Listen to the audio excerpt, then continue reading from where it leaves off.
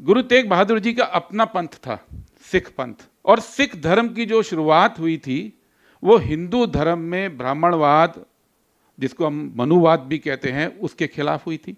और ये इसका जवाब खुद गुरु जी ने औरंगजेब के दरबार में दिया था कि भारत के अंदर सेक्युलरिज्म 1977-76 में आया। यह सेक्युलरिज्म की बात 47 में की गई या 50 में की गई, वो गलत कहता है। उन्होंने सेकुलर देश बनाया जिस देश में आग लगी हो, 20 लाख लोग कत्लेआम में मारे गए हों, जहां पे धार्मिक उन्माद एकदम चरम पे हो। उन मुसलमानों को भी बराबर आज़ादी होगी जो अपना देश मांग के अलग हो गए, लेकिन जो यहाँ रह गए वो बराबरी से रहेंगे। कभी छोटी कभी बड़ी शहादत हमको देनी पड़ती है, क्योंकि सच बोलने के लिए ना जाने कितनी चीज़ें कुर्बान करनी पड़ती हैं। अव्वल अल्लाह नूर उपाया, कुदरत के सब बंदे, एक नूर ते सब जग उपजया, कौन भले कौन मंदे। और ये कहानी सबको मालूम है कि कश्मीरी पंडित आए, उन्होंने कहा कि औरंगज़ेब हमको कन्वर्ट करना चाहते हैं, आप हमको बचाइए। और उसको बचाने के लिए उन्होंने शहादत दी। लेकिन मैं आज 3 सवाल इसमें जोड़ता हूँ। गुरु तेग बहादुर का नाम तेग बहादुर था, यानी तलवार के धनी। जिनका नाम तेग बहादुर था वो अहिंसा के रास्ते औरंगजेब से बात करने क्यों गए? केवल अपने 3 साथियों को लेकर, भाई दयाल सिंह, भाई सत्य सिंह, भाई मती सिंह। तो जिस व्यक्ति का नाम तेग बहादुर था उसने तलवार के दम पे अपनी बात मनाने की कोशिश क्यों नहीं की? दूसरी बात, गुरु तेग बहादुर के पिताजी थे, वो हमारे सिखों के छठे गुरु थे, गुरु हरगोबिंद सिंह जी। उन्होंने 3 युद्ध में औरंगजेब की सेना को हराया था। और एक युद्ध में, करतारपुर के युद्ध में 14 साल की उम्र में गुरु तेग बहादुर जी खुद भी उस युद्ध में पार्टिसिपेट किए थे, लड़े थे। तो यानी उनको युद्ध लड़ना उनके परिवार की सिख परंपरा का हिस्सा था।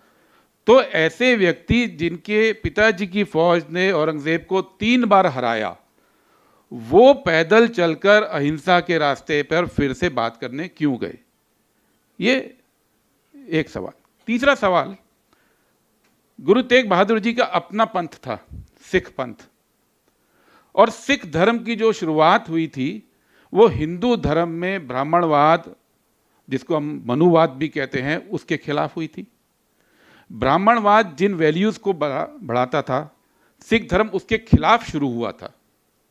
और जब कश्मीरी पंडित आए तो गुरु तेग बहादुर जी ने पहले ये शर्त क्यों नहीं रखी कि आप लोग सिख बनो तब मैं आपकी रक्षा करूंगा? ये सवाल है।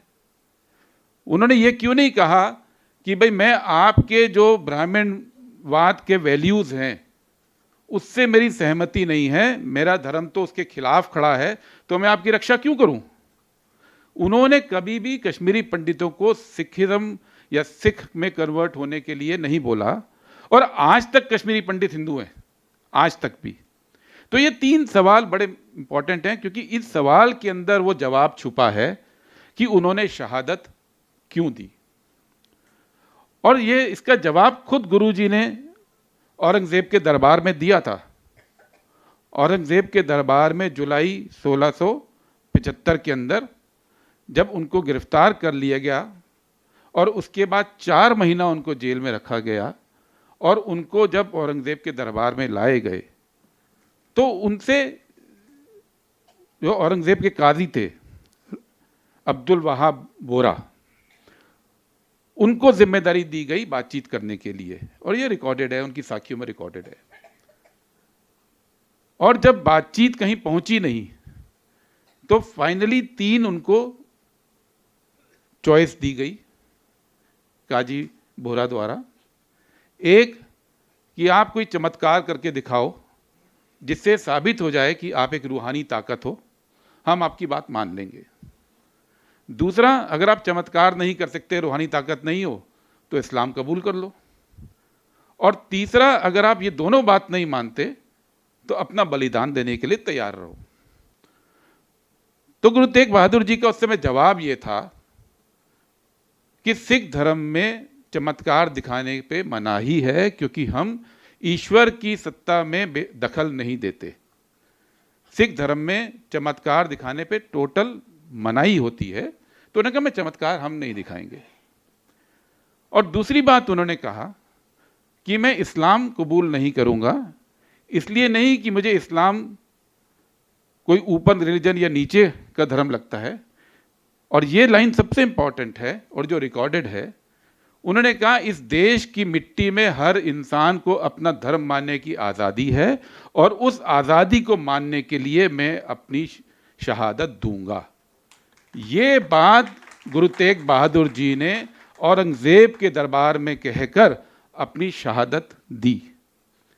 ये बात जो सेकुलरिज्म की आज हम करते हैं और कहते हैं भारत के संविधान में सेकुलरिज्म है, वो लिखा गया है 1950 के अंदर, 49-50 में, लेकिन वो वैल्यूज़ भारत की मिट्टी में सैकड़ों साल से थी। उन्हीं वैल्यूज़ को बचाने के लिए गुरु तेग बहादुर जी ने अपनी शहादत कबूल की, क्योंकि वो ये कहना चाहते थे कि ये देश सबका है, ये देश केवल एक विश्वास, एक धर्म, एक नीति को मानने वालों का नहीं है। और यही वजह है उनका ये जो अपने परिवार के अंदर, अपने लोगों के अंदर आनंदपुर साहिब से चलने से पहले जब बातचीत हुई, उसमें बहुत क्लियर था कि जब आप अहिंसा के रास्ते औरंगज़ेब के यहाँ बात करने जाओगे तो संभावना यही है कि इसके बाद आप वापस नहीं आएंगे। और उसका सबसे बड़ा प्रूफ ये है कि चलने से 3 दिन पहले उन्होंने अपनी गुरु गद्दी गुरु गोविंद सिंह जी को, जो उस समय गुरु गोविंद दास बोलते थे, उनका नाम था, सिंह तो बाद में लगा, उनको सौंप कर निकले।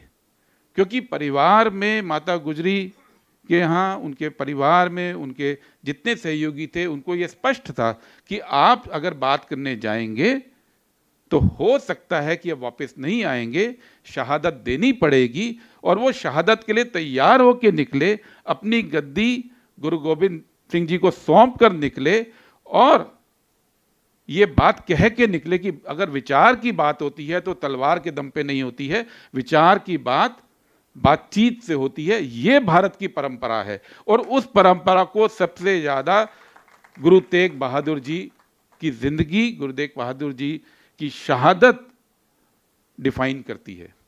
और यही वो वैल्यूज़ हैं, अहिंसा की वैल्यू, सत्य की वैल्यू और सद्भाव की, सेकुलरिज्म की वैल्यू। यही 3 वैल्यूज़ हैं जिस पे पूरा आज़ादी का आंदोलन खड़ा हुआ, गांधी जी का आंदोलन खड़ा हुआ, और जिन वैल्यूज़ के ऊपर हमारा संविधान बना। इसलिए अगर कोई ये कहता है कि भारत के अंदर सेकुलरिज्म 1977-76 में आया, या सेकुलरिज्म की बात 47 में की गई या 50 में की गई, वो गलत कहता है। संविधान में केवल उसको कानूनी रूप दिया गया। ये हमारी मिट्टी की पहचान है, जहाँ पे सभी धर्म, सभी वैल्यूज़ लगातार चलती रही, और ये सिख धर्म की सबसे बड़ी पहचान है। और ये भी बात गलत है ये कि कोई लड़ाई धार्मिक रही, और इस बात का सबसे बड़ा सबूत 1947 में जब पार्टीशन हुआ तो करीब 20 लाख लोग मारे गए थे। और 20 लाख को अगर आपको समझना चाहिए तो 84 के सिख दंगों में या 2002 के गुजरात दंगों में केवल कुछ हजार लोग मारे गए थे। वो आज तक हमको याद है, वो आज तक पीड़ा देता है। लेकिन 20 लाख लोग मारे गए, और उसके बाद जवाहरलाल नेहरू की हिम्मत थी कि उन्होंने कहा नहीं, ये देश इसके बावजूद सेकुलर देश बनेगा। उन्होंने सेकुलर देश बनाया, जिस देश में आग लगी हो, 20 लाख लोग कत्लेआम में मारे गए हों, जहाँ पे धार्मिक उन्माद एकदम चरम पे हो, वहाँ पे ये बात कहने की हिम्मत होना कि आने वाला भारत धर्मनिरपेक्ष होगा, वहाँ पे सबको बराबर आज़ादी होगी, उन मुसलमानों को भी बराबर आज़ादी होगी जो अपना देश मांग के अलग हो गए, लेकिन जो यहाँ रह गए वो बराबरी से रहेंगे। ये बात जब जवाहरलाल नेहरू ने की, उन्होंने वही हिम्मत दिखाई जो हिम्मत सिख धर्म दिखाता आया, सिख ट्रेडिशन दिखाता आया। और उसका सबूत केवल एक 2 लाइन में गुरु गोविंद सिंह जी की, जो उन्होंने गुरु ग्रंथ साहिब में लिखी। और कब लिखी? जब उनका पूरा परिवार औरंगज़ेब के साथ लड़ाई में शहीद हो गया। कब लिखी? जब उनका पूरा परिवार समाप्त होने के बाद वो नांदेड़ औरंगज़ेब से मिलने गए, तब उन्होंने लिखी कि हिंदू तुर्क कोई राफजी इमाम साफ़ी, कोई हिंदू है, कोई तुर्क है, कोई सुन्नी है, कोई शिया है, हिंदू तुर्क कोई राफजी इमाम साफ़ी, मानस की जात सबे एको पहचान बो। पूरा सर्वस्व कुर्बान करने के बाद उन्होंने ये मैसेज दिया कि पूरी दुनिया में मानस की जात केवल एक पहचान है, ये भारत की परंपरा है, ये परंपरा हमारे संविधान की है, ये परंपरा के लिए आज हम लड़ रहे हैं। तो ये जो गुरु तेग बहादुर जी की शहादत रही, वो शहादत ऐसा नहीं है कि वो कोई इतिहास का पन्ना है, वो एक वैल्यू सिस्टम है जिसको हमको ना केवल रोज जीना है, बल्कि जिसको बचाने के लिए अपने अपने लेवल पर कभी छोटी कभी बड़ी शहादत हमको देनी पड़ती है, क्योंकि सच बोलने के लिए ना जाने कितनी चीज़ें कुर्बान करनी पड़ती हैं, उस धर्मनिरपेक्षता को बचाने के लिए ना जाने कितनी कुर्बानियां हमको अपनी व्यक्तिगत ज़िंदगी में देनी पड़ती है। और अगर हम मानते हैं कि गुरु तेग बहादुर जी ने इस देश के लिए शहादत दी, तो उनकी बातों की रक्षा के लिए हमको जो करना चाहिए आज की तारीख में, वो कुर्बानी हम लोगों को देने के लिए तैयार होना चाहिए, क्योंकि तभी हम उनकी विरासत को बचा पाएंगे, तभी इस देश के अंदर सेक्युलरिज्म जिंदा रहेगा, अलग अलग धर्म के लोग, अलग अलग समझ के लोग रह पाएंगे। ये उनकी शहादत का मैसेज है। वो शहादत का मैसेज 300-325 साल पहले ख़त्म नहीं हो गया था, वो आज भी जिंदा है। और अपनी बात में केवल एंड में, क्योंकि उनकी जो सिख धर्म की वैल्यूज़ हैं उसके ऊपर केवल कुछ लाइनें बोलकर मैं ख़त्म करूंगा। मैं एक सिख हूं, मैं धर्म के आधार पर भेदभाव नहीं करता, क्योंकि गुरु ग्रंथ साहिब में दर्ज है, अव्वल अल्लाह नूर उपाया, कुदरत के सब बंदे, एक नूर ते सब जग उपजया, कौन भले कौन मंदे। मैं नफ़रत में यकीन नहीं करता, मैं नफ़रत में यकीन नहीं करता, क्योंकि मेरी अरदास में रोज़ सरबत का भला मांगा जाता है, और मेरी परंपरा युद्ध में प्यासे दुश्मन को भी पानी पिलाने की रही है। मैं तानाशाही को नहीं मानता, क्योंकि मेरा पंथ पंच प्यारों का है, लोकतंत्र का है और संगत की राय से चलता है।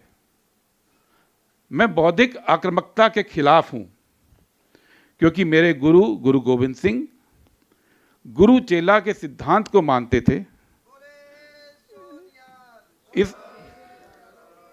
क्योंकि मेरे गुरु गुरु गोविंद सिंह गुरु चेला के सिद्धांत को मानते थे, इसलिए पंच प्यारों को चुनने के बाद खुद उनसे दीक्षा लेते हैं और अपनी ही मर्जी के खिलाफ पंचों की राय के आगे सिर भी झुकाते हैं। और इसका अलग ऐतिहासिक संदर्भ है कि गुरु गोविंद सिंह जी की राय अलग थी, चमकौर साहब में पंचों की राय अलग थी, और गुरु गोविंद सिंह जी ने उनको माना। तो अपनी मर्जी के खिलाफ पंचों की राय के आगे सिर झुकाते हैं, ये हमारी परंपरा है। मैं जातिवाद का विरोधी हूं, क्योंकि मैं जानता हूं कि पंच प्यारे भी दलित पिछड़ों से थे, दर्जी, नाई, भिश्ती, खत्री और जाट थे, और मेरे गुरु ने उनको सदारी बख्शकर उन्हें खुद अपना गुरु माना था। ये मेरी परंपरा है। मैं मानवाधिकार का समर्थक हूं, क्योंकि सिख इतिहास गरीब, मजलूम, सताए हुए लोगों के लिए अपना शीश देकर सर्वोच्च बलिदान देने का इतिहास है। मैं दूसरों पर विश्वास का और भरोसे का हिमायती हूं, क्योंकि मैं जानता हूं कि हमारे 10वें गुरु ने अपने चारों बेटे कुर्बान करके भी, अपना पूरा परिवार खोकर भी, तमाम छल कपट और धोखे खाकर भी अरदास में सिखों को विश्वास दान और भरोसा दान देने की बात की है। हमारी अरदास में आता है कि सिखों को विश्वास दान, विसाहा दान, भरोसा दान मिले। तो ये उन्होंने अपनी तमाम छल कपट सहकर भी अपने संगत को बोला कि सिखों को विश्वास दान और भरोसा दान होना चाहिए। मैं शालीनता का पुरजोर समर्थक हूं, क्योंकि मेरी अरदास में सिखों का मन नीवा, मत ऊंची, यानी ऊंची सोच और विनम्रता की दरख्वास्त ईश्वर से की जाती है। मैं सच कर्म से नहीं डरता, सच्चे काम से नहीं डरता, क्योंकि मुझे सिखाया गया है कि शुभ कर्मन ते कभू न डरूं और निश्चय कर अपनी जीत करूं। मैं धर्म के आधार पर भेदभाव नहीं करता, क्योंकि गुरु ग्रंथ साहिब में दर्ज है कि अव्वल अल्लाह नूर उपाया कुदरत के सब बंदे, एक नूर ते सब जग उपजया कौन भले कौन बनते। मिल्लत टाइम्स आपके लिए लेकर आया है सब्सक्रिप्शन प्रोग्राम। डिस्क्रिप्शन में मौजूद लिंक पर क्लिक करें या यहाँ दिया गया QR कोड स्कैन करें, जिसके बाद एक पेज खुलेगा जहाँ आप 99 रुपये का या कोई दूसरा प्लान चुन सकते हैं। फिर सब्सक्राइब नाउ पर क्लिक करें, उसके बाद अपना ईमेल, फ़ोन नंबर और नाम दर्ज करें और प्रोसीड पर जाएं। एक नया पेज खुलेगा जहां आपको अपना UPI ID डालना है। फिर फ़ोन पे, गूगल पे या पेटीएम पर जाएं और वहां जो नोटिफिकेशन आया है उसको ओके कर दें। बस आप बन जाएंगे मिल्लत टाइम्स के सब्सक्राइबर और खुसूसी मेंबर।